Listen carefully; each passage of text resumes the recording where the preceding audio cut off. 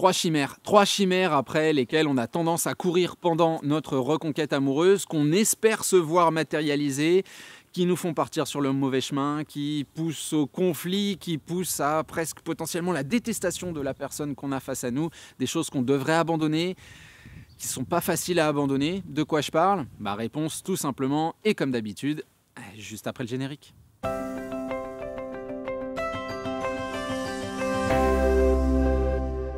Salut à vous, c'est Jean-Baptiste de jbmarcy.com, ravi de vous retrouver aujourd'hui pour continuer ce qu'on fait déjà toutes les semaines depuis maintenant des années, à savoir réfléchir sur votre reconquête amoureuse. Cette semaine, on se focalise sur trois chimères, trois idées, trois volontés, voire même parfois on l'estime nécessités, après lesquelles on court. Après la séparation, au moment où on se décide de se lancer dans la reconquête amoureuse, on va assez rapidement réaliser que c'est un obstacle faramineux, qu'il va y avoir énormément de travail à fournir, et sur ce chemin, sur ce marathon, on va un petit peu se fatiguer justement parce que on va être en quête de certaines choses qui vont être difficiles, voire quasi impossibles à obtenir. Et il va y avoir un espèce de décalage entre donc cette volonté humaine et primaire d'obtenir ces bienfaits, ces résultats, et puis le terrain, ce qui va très certainement créer une diabolisation de la personne que vous avez face à vous, un constat d'impossibilité, bref, ça va vous rajouter des pierres dans le sac à dos. Et pour courir le marathon, je ne suis pas sûr que ce soit quelque chose dont on ait nécessairement besoin. Donc oui, on va avoir de la négativité qui va émaner de cette recherche-là. Et la vidéo du jour, elle sert à les identifier pour déjà psychologiquement accepter le fait que cette croisade-là est perdue d'avance et qu'on n'a pas besoin de ces trois critères pour mener sa reconquête amoureuse. Mais je sais qu'il va sans doute y avoir des critiques et ça ne va pas être forcément super agréable à entendre. Mais je me propose malgré tout d'aborder le sujet parce que le but quand on mène une reconquête amoureuse, c'est pas de se faire plaisir, c'est d'être le plus réaliste possible pour continuer ce marathon, tenir le plus longtemps possible et effectivement espérer franchir la ligne d'arrivée. Donc comme je vous le disais, des chimères, j'en ai mis trois en relief, et la première, c'est le mérite. C'est l'idée d'obtenir ce que je mérite, ou voire même de mériter un traitement qui serait fait de respect, qui serait fait d'une attitude différente de celle que mon ex me propose aujourd'hui.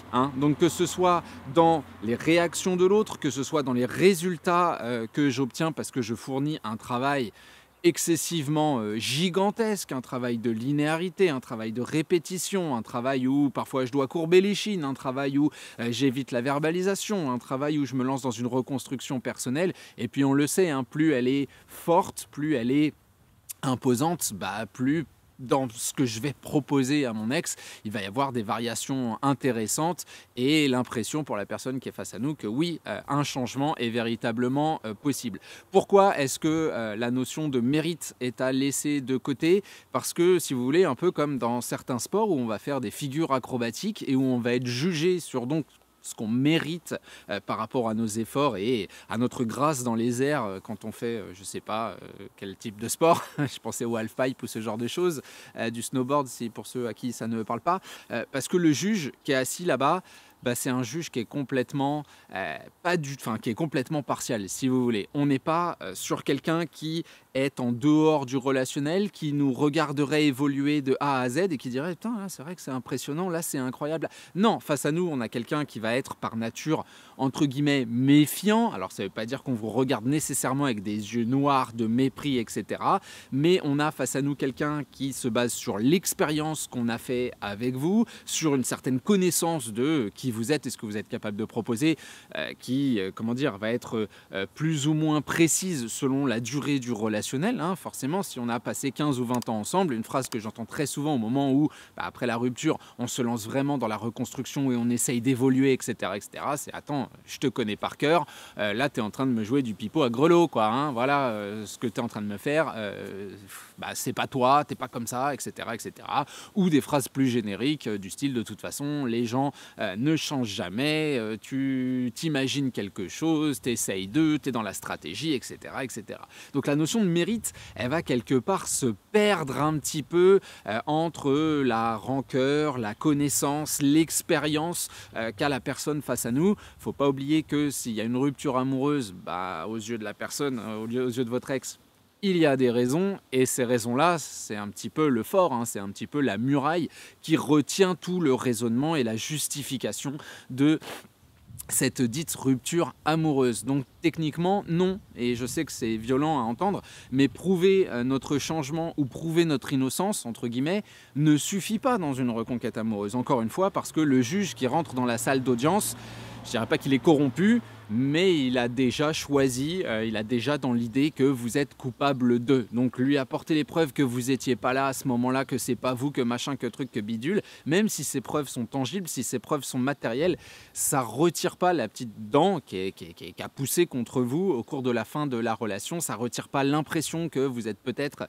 en train d'instaurer une idée de manipulation, de fausse construction, etc., etc. Donc est-ce qu'on obtient ce qu'on mérite et est-ce qu'on mérite le traitement qui nous est réservé ?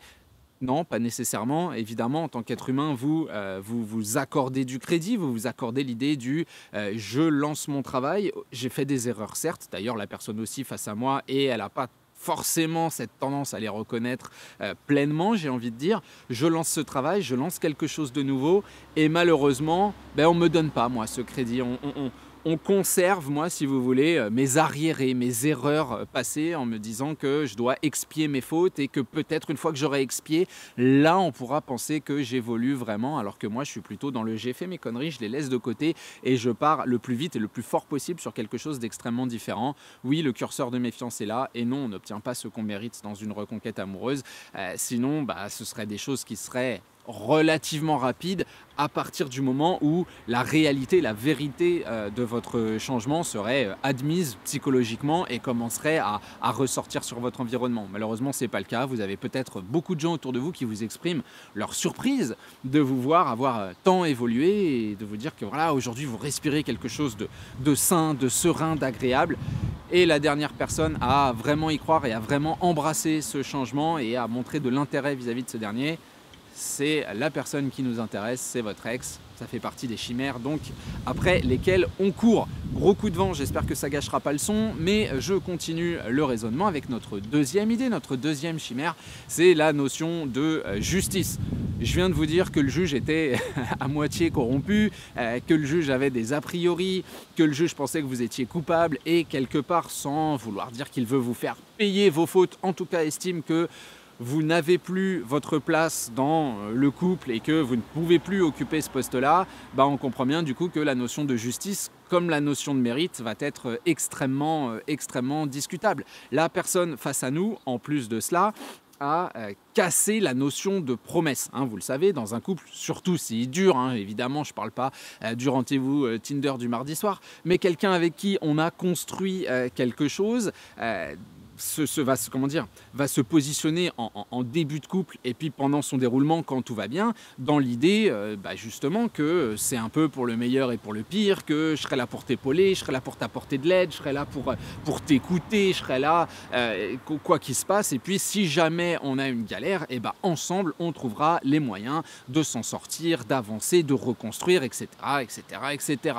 Sauf que dans la réalité des faits, c'est pas exactement ce qui s'est passé. Est arrivée la dite galère, alors que ce soit une accumulation de choses ou que ce soit un paramètre qui a explosé du jour au lendemain, la personne face à nous a choisi de se détourner de nous et quelque part d'appuyer sur le bouton rouge, de faire exploser cette relation en vol. Donc on se doute quelque part qu'il y a une notion d'injustice dans le fait d'écouter vos arguments, de crédibiliser le fait que même si vous avez fait une erreur, ça ne vous caractérise pas, de crédibiliser le fait qu'il existe et qu'on devrait utiliser les ressources qui sont présentes dans notre environnement. Il y a une véritable fermeture du sas, une espèce d'étanchéité intellectuelle et psychologique de la part de la personne qu'on a face à nous, qui certes n'est pas juste, puisqu'on vous renie la possibilité explicative, on vous renie la possibilité d'évoluer, on vous renie la possibilité, comme je le disais tout à l'heure, d'expier vos fautes avant donc la punition, on vous renie quand même pas mal de choses. Donc évidemment, cette idée de partir après,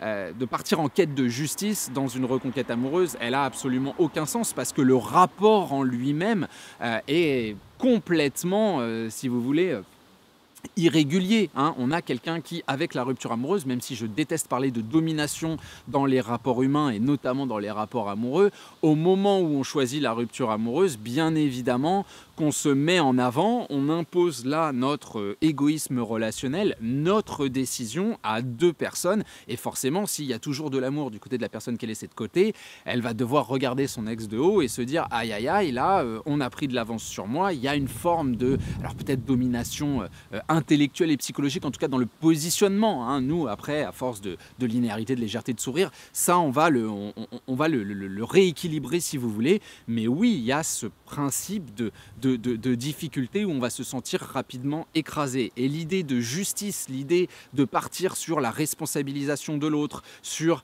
le manifeste mauvais traitement qu'il nous fait subir, bref, mettre quelqu'un face à ses responsabilités, c'est rarement...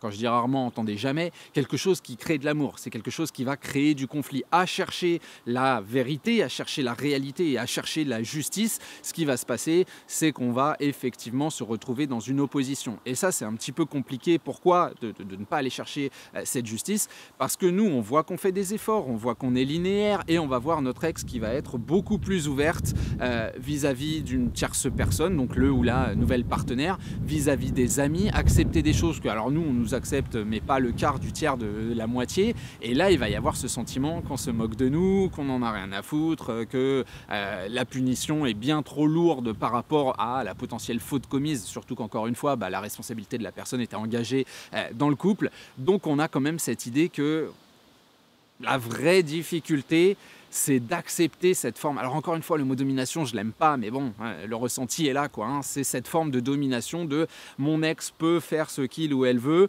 Moi, si je viens contredire ce qu'il ou elle fait, eh ben c'est sur moi que ça va retomber. Oui, ça naît du statut qui est fait, qui naît au moment de la rupture où la personne, en choisissant son côté, vous dit moi c'est très simple, je vais par là. Toi, tu te débrouilles. Si on veut aller dans le même chemin, il va falloir suivre ce sillage et il y a des chances qu'effectivement, à certains moments, notamment quand on verbalise, notamment quand on exprime sa tristesse, notamment quand on argumente sur le fait qu'on aime encore, qu'on se fasse un petit peu taper sur les doigts. Après tout, la personne face à nous, elle a un pacte à tenir. La troisième idée, les trois idées sont vraiment très proches l'une de l'autre. La troisième idée, c'est la notion de réciprocité. Ça, j'en ai même fait une vidéo il y a quelques mois où je vous disais que la réciprocité dans la reconquête amoureuse, elle n'existe pas ou elle existe très peu. Grosso modo, on fait des efforts, on est linéaire, on est souriant, on est dynamique. Et face à nous, on a quelqu'un qui va être, un peu comme ça, un plat de spaghettis. On a quelqu'un qui parfois va être plutôt agréable et puis quelqu'un qui va littéralement nous envoyer bouler et puis quelqu'un... Voilà. Et ça, cette idée-là, elle naît là aussi de quelque chose dont j'ai très très souvent parlé, c'est que nous, on est vraiment dans cette idée de construction, de reconstruction, d'évolution, d'amélioration, de développement personnel, etc., etc. Et puis face à nous, on a quelqu'un qui est dans quelque chose de beaucoup plus instinctif, quelque chose que j'appelle animal. Vous m'avez sans doute déjà entendu parler de cette idée-là où moi j'ai rompu et maintenant je fais mon truc. Et quand je fais mon truc, je suis moins dans l'analyse de chaque pas que je vais faire vers un objectif précis. Je vais faire des expériences, je vais essayer, je vais aller à gauche, je vais aller à droite, je vais juste vivre du contraste que j'exprimais vouloir vivre et puis on verra un petit peu ce qui se passe, à l'image de l'enfant qui fait des expériences pour comprendre comment il avance et dans quelle direction il veut continuer à avancer. Et ça peut être très difficile à vivre psychologiquement. Pourquoi? Parce que vous allez voir quelqu'un qui fait des choses qu'il ou elle n'a pas l'habitude de faire, pire, fait des choses ou rencontre des gens qui est ce qu'on nous avait décrit comme l'impossibilité absolue entre cette personne dont tu n'as pas à t'inquiéter, ça aussi j'en avais fait une vidéo il n'y a pas longtemps parce que c'est ce qui m'est arrivé, et puis on retourne la voir à des moments où on va soit s'acoquiner de quelqu'un soit faire des choses qui sont complètement ubuesques par rapport à la personne qu'on était auparavant. Je vous ai parlé d'un de mes amis dont son ex était parti avec un type qui chasse et qui dépece les animaux dans son jardin, un peu un goré ce type-là d'ailleurs, mais bon, ça c'est un jugement personnel, alors qu'avant on était pratiquement membre SPA, PETA, etc., la défense des animaux, youhou, je mange pas de viande. Et là, effectivement, le pote en question comprenait pas. C'est cette volonté de contraste qui s'imprime et une expérience qui est faite pour voir si, et effectivement, c'est une expérience qui a été négative, puisque à la fin, on s'est retrouvé, cette nana-là s'est retrouvée enceinte de ce nouveau type, et puis il s'est barré. Le gamin avait 2 jours. Voilà. Donc, expérience pas super fonctionnelle, pas super agréable. Donc on n'a pas cette notion de réciprocité où moi je fais mes efforts, mon ex le voit et mon ex me donne exactement ce que j'aimerais qu'il ou elle me donne, tout simplement parce que aussi c'est le fruit, c'est le paiement de mes larmes, de mon sang et de ma sueur, et il devrait y avoir cette chose-là. Non, face à nous, on a quelqu'un qui a pris une décision, qui est censé devoir s'y tenir, hein, encore une fois, référence à cette notion de pacte, et quelqu'un qui ne sait pas ce qu'est la linéarité et puis qui s'en contrefou, hein, soyons honnêtes, puisqu'il ou elle estime ne rien nous devoir. Donc comme on estime ne rien vous devoir, on va se dire que ce que vous le faites à vos propres risques, entre guillemets, même en termes de communication et en termes de rendez-vous. J'accepte de venir te voir parce que tu me l'as demandé, qu'on s'entend bien et qu'effectivement ce que tu me proposes, ça va être plutôt sympa comme activité. Ça ne veut pas dire que moi, derrière, je dois faire la même chose, parce qu'en le faisant, moi, je mettrai un pied dans un symbolisme qui relève pratiquement de l'ambiguïté. Donc on voit qu'il y a pas mal de choses qu'on aimerait, auxquelles on s'attend, hein, parce que j'ai énormément de gens qui me disent en coaching, tu sais, ça commence à me gonfler, moi j'envoie des messages, alors on me répond, hein, tu vois, mais ça ne vient jamais de la personne face à moi. Et même chose avec les activités, parfois il vient, ou parfois elle vient pas, et par contre, alors elle, si elle fait un truc de son côté, et qu'on peut en discuter et on plaisante, mais jamais ça lui viendrait à l'idée de m'inviter, et ça commence à me gonfler d'être toujours celui qui court après son ex. J'estime pas qu'on court après son ex, j'estime que dans cette formulation, on court après une réciprocité qui est extrêmement difficile à mettre en place pour la personne qu'on a face à nous. Ça arrive, hein, Dieu merci, et notamment à force de linéarité, de sourire mais j'ai envie de dire naturellement, après la rupture et dans les premiers temps de la reconquête amoureuse, c'est quelque chose qu'on voit très peu, parce que justement, il y a cette notion de légitimité à vous proposer des choses. C'est beaucoup plus facile d'accepter un contact, d'accepter un rendez-vous, que d'être la personne qui en est à l'origine, parce que justement, ça irait complètement contre cette idée la rupture est faite pour moi, pour mon contraste, pour mon évolution. J'ai choisi de mettre une distance avec toi. En allant à la piscine avec toi, c'est vrai que cette distance-là, elle paraît résorbée, ça peut être bizarre, notamment si c'est moi qui propose, hein, c'est moi qui propose de te voir en maillot de bain. Je veux dire, à un moment, ça peut complètement paraître bizarre, et on sait qu'en plus, ça pourrait vous donner l'impression que la porte est ouverte, le fameux « je ne veux pas te donner de faux espoirs », qui est extrêmement paradoxal, notamment si l'ex accepte la communication et accepte de venir à certains rendez-vous. Oui, mais là, non, moi, on me demande juste de venir, je ne fais rien de mal. Et c'est vraiment plutôt cette piste qu'on veut évoluer que la mise en relief du mérite, de la justice et de la réciprocité. Alors j'entends la quête du beau chevalier blanc, voilà, il s'en prend plein la tronche, son armure elle finit rouge à la fin du marathon, on est bien d'accord, il pisse le sang, il s'est pris des flèches de partout. C'est à ça qu'il faut s'attendre dans la reconquête amoureuse, c'est pas le fait de passer à travers les balles comme tous les héros américains dans les films de guerre, non, ça n'existe pas sur un champ de bataille. Il y a du sang, il y a de la boue, il y a plein de choses dégueulasses, et notre armure, elle va plus briller au moment de l'arrivée, puis on va se faire blesser très, très, très, très, très clairement. Donc moi, je voulais mettre tout ça en relief, parce que je pense vraiment que de comprendre ce dont je viens de parler aujourd'hui, ça permet sans doute d'être mieux armé, et le petit chevalier, du coup, de prendre son bouclier, même si on sera blessé, mais on va quand même éviter certains coups relativement violents, notamment ceux qui seront mortels, ceux qui nous feront complètement abandonner et détester la personne face à nous, parce que je trouve ça quand même dommage de finir sur cette note-là de toute façon, c'était une saloperie, elle se fout de moi depuis le début, machin, etc., etc., qui sont des choses que malheureusement j'entends encore trop souvent, que je comprends et que je respecte en termes de ressenti, qui peuvent arriver, bien évidemment. Mais encore une fois, est-ce que c'est toujours le cas, et est-ce que c'est pas nous, dans notre quête aussi de valeurs qui ne collent pas avec la situation? C'est tout simplement ça, on est dans une situation qui est extrêmement paradoxale. Le relationnel post-amoureux ou de reconquête amoureuse n'a rien à voir avec le relationnel traditionnel qu'on peut avoir avec un membre de sa famille, avec avec une personne avec qui on voudrait se rapprocher.